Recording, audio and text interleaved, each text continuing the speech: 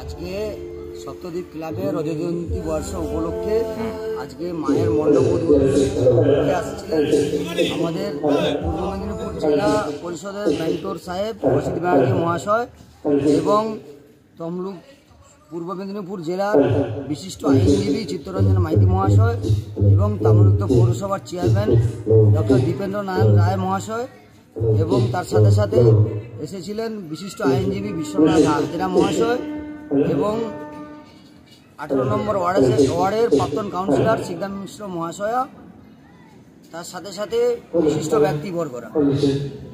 আমাদের যে 25 বর্ষ উপলক্ষে যে রজত জয়ন্তী বর্ষ উপলক্ষে যে আজকে কালী মায়ের যে পুজো আরাধনা এবং তৎসহ আগামীকাল আমাদের রক্তদান শিবির আছে, চক্ষু পরীক্ষা শিবির, স্বাস্থ্য পরীক্ষা শিবির, সেই সমস্ত যে ক্রীড়া সাংস্কৃতিক যে প্রতিযোগিতা, ডেঙ্গু প্রতিরোধের মশারি বিতরণ এবং বৃক্ষরোপণ, তার সাথে সাথে কম্বল বিতরণ, সমস্ত অনুষ্ঠানটিকে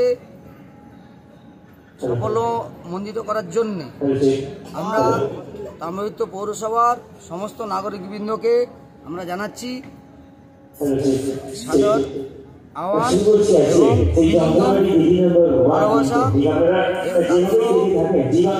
সাংস্কৃতিক যে প্রতিযোগিতা হবে সেই প্রতিযোগিতায় যেসব প্রতিযোগিতা আসবেন সপ্তদ্বীপ ক্লাব কয়েক বছর যে অনুষ্ঠান করে আসছে। আমি সপ্তদ্বীপ ক্লাবের সম্পাদক অভিজিৎ মাইতি। আমাদের এটা 25তম বর্ষ।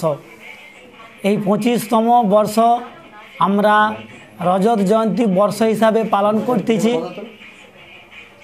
এই 25তম বর্ষে আমরা আজ সকাল 7টায় ম্যারাথন দৌড়ের মাধ্যমে শুভ উদ্বোধন করেছি। তারপর আমরা আমাদের ক্লাবের পক্ষ থেকে সমাজকে সচেতনমূলক করার জন্য যে একটি গাছ একাধিক প্রাণ, সেজন্য আমরা পরের কাজ অর্থাৎ বৃক্ষরোপণ করেছি। এবছর ডেঙ্গু প্রতিরোধের জন্য সপ্তদ্বীপ ক্লাব পরিকল্পনা নিয়েছে মশারি প্রদান, শীতবস্ত্র প্রদান, আর সামাজিক কাজমূলক বলতে আমাদের 10ই জানুয়ারি সকাল 10টায় কালকে রক্তদান শিবির রয়েছে। 11ই জানুয়ারি আমাদের চক্ষু পরীক্ষা, থাইরয়েড, কোলেস্টেরল, ইসিজি এগুলো বিনামূল্যে আমাদের ক্লাব আয়োজন করেছে।